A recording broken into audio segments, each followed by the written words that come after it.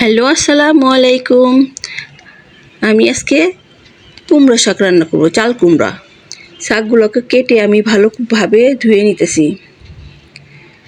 ধুয়ে নেওয়ার পর আমি অন্য পাতিলের মধ্যে চিংড়ি মাছ আর পেঁয়াজ কষিয়ে নিয়েছি। তার মধ্যে আমি শাকগুলো দিয়ে দিলাম।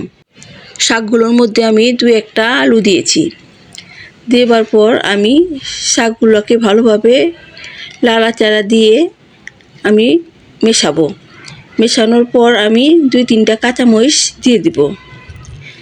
কালারিং কাঁচামরিচ দেখতে খুব সুন্দর লাগে সবুজ শাকের মধ্যে। তারপর আমি লবণ দিয়ে দিলাম। লবণ দিয়ে কিছুক্ষণ কষাবো। কষিয়ে আমি শাকগুলোর মধ্যে একটু চিনি দিবেন। চিংড়ি মাছ শাকে চিনি দিলে খুব ভালো লাগে, হালকা অল্প, যাতে বোঝা না যায়। এই আমি শাকের পানিগুলো শুকিয়ে ফেলেছি। এই শাকটা অল্প ঝোল ঝোল রাখলেও খুব ভালো লাগে, মজা লাগে।